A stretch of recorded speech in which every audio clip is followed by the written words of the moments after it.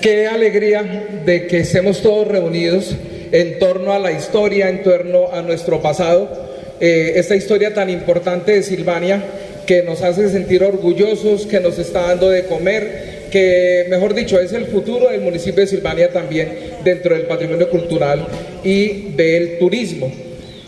El municipio de Silvania, nuestro territorio, y originalmente estuvo habitado por aborígenes sutagaos, quienes habitaron aquí en 5 poblados que fueron Fisca, Subia, Aguantiva, Chiaizaque y Usatama, donde nos encontramos.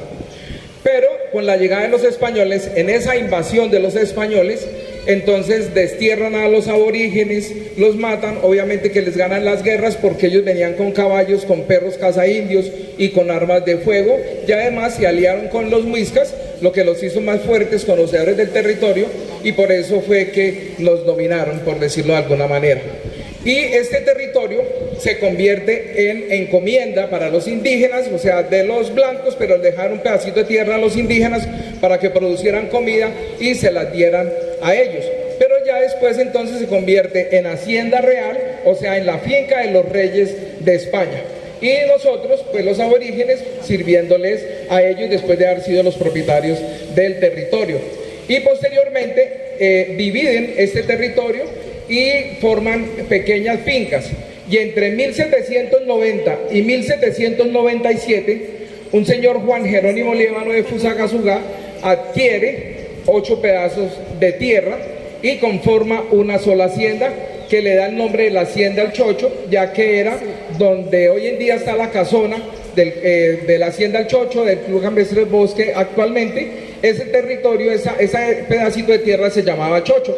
Entonces, como en todo el territorio, en todas las veredas, en todos los otros potreros habían chochos, entonces le dieron este nombre y aún se conserva ese árbol, siendo como un árbol insignia también de nosotros los silvanenses. Pero ya viene entonces, la hacienda llega y cae en manos de la familia Caballero, quienes para hacerlo productivo con el café, entonces traen más campesinos de Cundinamarca, Boyacá y Tolima. Por eso nuestra cultura originaria es cundiboya tolimense, ¿cierto? En los trajes típicos de nosotros está reflejado esa mistura interdepartamental. La hacienda entonces la empiezan a repartir en 4 fanegadas y se las dan a unas personas, a unos colonos, a esas personas que primero llegaron. Ellos talan la selva y forman potreros.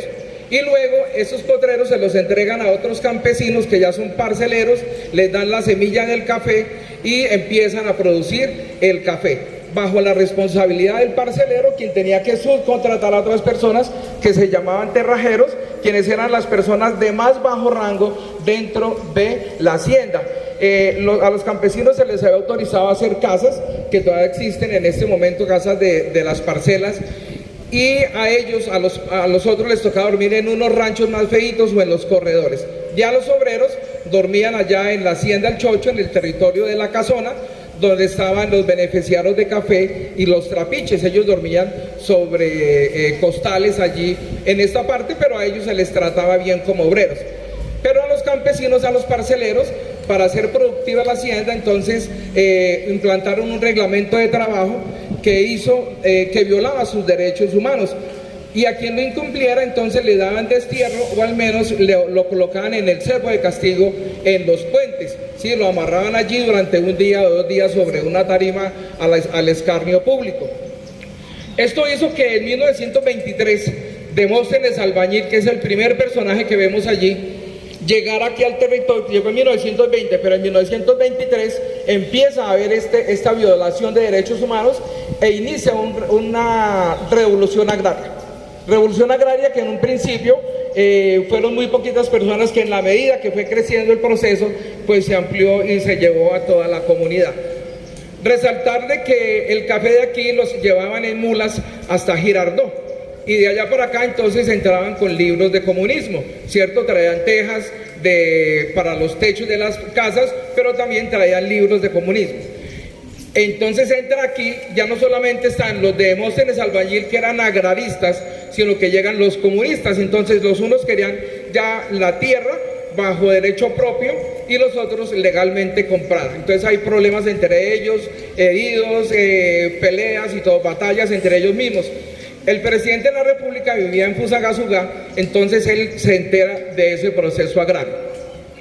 El segundo personaje que vemos allí es el llamador. Eran las personas como más perseguidas porque eran como de los más bravos, porque eran más arriesgados. Ellos se paraban, digamos, en el Alto de Santa Rita y en todos los altos con una corneta de cuerno de res, y desde allí emitían unos sonidos para llamar a las reuniones o a los problemas o a las marchas agrarias que realizaban en esa época. Si vemos la ropa de él, él tiene un pantalón que es hecho, fabricado en piel de oso perezoso, porque él representa también a los colonos, y sus botas son en piel de nutria, que era muy aguantona para la época. El primer personaje también tiene los trajes típicos y representa, mire, tiene el hacha y tiene la moneda delante de sus manos, que representa la manipulación que se le hizo a los campesinos, porque el café se lo compraban a ellos a precio muy bajo, le pagaban con esa moneda, pero como no circulaba sino dentro de la hacienda, entonces tenían que comprarle a los caballeros también únicamente con esa moneda. Entonces les compraban barato y les vendían caro. Entonces está en grande para destacar la manipulación que hubo del campesino por medio de esa moneda llamada chocho o cuartilla de café, que en realidad no era una moneda sino un ficho acuñado en Francia. El tercer personaje es Jorge Eliezer Gaitán, quien vino a la hacienda, ya venía de apoyar a los campesinos de las bananeras en la costa. Entonces llega aquí y le analiza el problema y les da como consejo de que no trabajen más, que se declaren de manos caídas, y de esa manera, al no poder cosechar los dueños de la hacienda el café, entonces la hacienda fracasaba, y como tenían deudas, así sucedió. Ellos pues comían plátano y yuca de lo que sembraban en sus parcelas, pero los hacendados sí fracasaron, eso hizo que la hacienda, ellos cedieran a vender la hacienda. Y el presidente de Fusagasugá ordena acabar con las organizaciones sociales legalmente constituidas, como los de las mejoras de la hacienda del Chocho y beneficiadores del Chocho, todos estos campesinos y otros del Sumapaz, y ordena comprar la hacienda por parte del departamento. Trabajo que recae sobre Carlos Llera Restrepo, que es el cuarto personaje que está ahí, quien vino también en el momento de la revolución agraria, fue quien se dio cuenta de que el problema estaba aquí, era en el reglamento de trabajo, en contra de los campesinos y solo a favor de los hacendados. La hacienda entonces es parcelada, y la hacienda pasa de ser todas 23.850 fanegadas de una sola familia, pasan a más de 1.000 familias. Entonces aquí se da un proceso agrario supremamente importante, modelo en Colombia. Y cuando hablamos de Demóstenes Albañil, ya no podemos hablar de ese líder agrario de Silvania, tenemos que hablar de un líder agrario nacional, quien les enseñó el camino a los campesinos para tener tierra propia. Hasta ese momento el campesinado no tenía derecho a tener tierra propia, únicamente eran latifundios y grandes haciendas, y el campesinado en su mente no estaba. Dos temas que no había: uno, que era tener tierra propia, y otro, que era el turismo, que después entra a solucionar Ismael Silva. Ya propietarios de la hacienda, aquí se creó el partido del UNIR, la Unión Nacional Izquierdista Revolucionaria de Jorge Eliezer Gaitán, y él el 4 de febrero de 1934 organiza a Fusagasugá una marcha agraria. Ya habían realizado varias marchas agrarias. Anteriormente aquí todos los campesinos trabajaban de 6 de la mañana a 6 de la tarde, con media hora de descanso para el almuerzo. Entonces esto hacía que ellos todo el tiempo estuvieran tomando guarapo, picho, chicha, y ese era como su estado normal, estar como ebrios.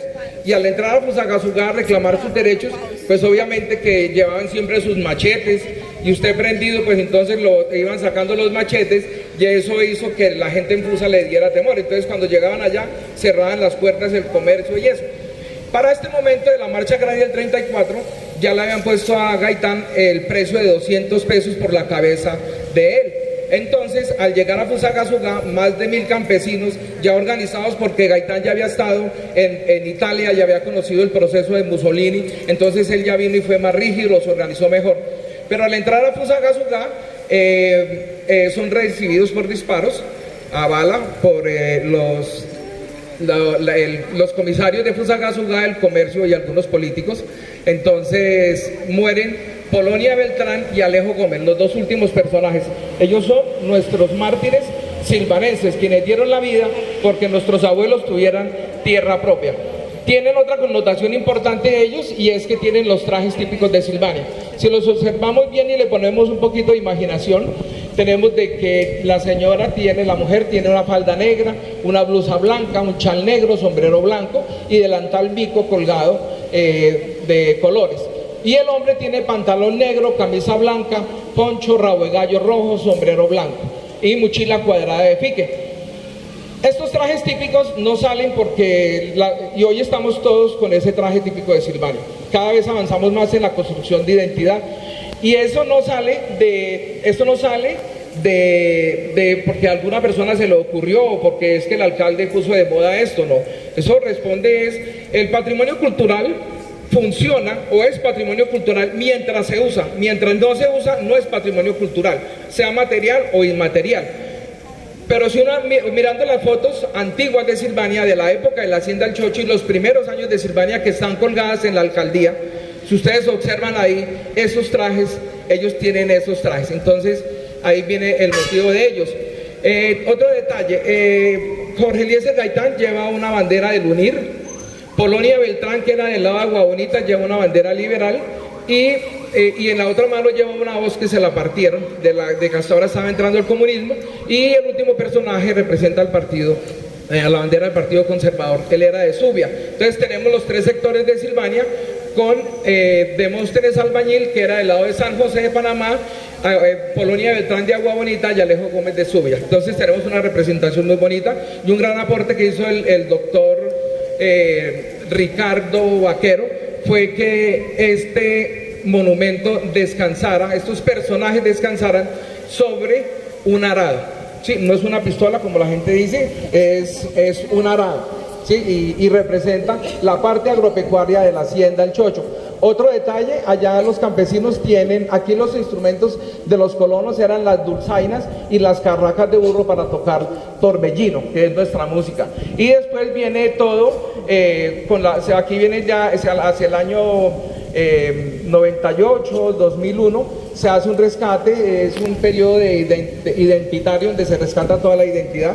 Decía yo que en ese proceso participó la primera dama, quien nos dio otra visión, amplió como el pensamiento respecto a eso. Entonces ahí tenemos un conjunto muy importante. Se nos escaparon dos personajes en ese momento por falta de recursos, la gobernación no pudo dar más. Un detalle importante, está construido, está elaborado en casquetes de bala de la guerra colombiana cuando ya empezó la paz. Muchas gracias.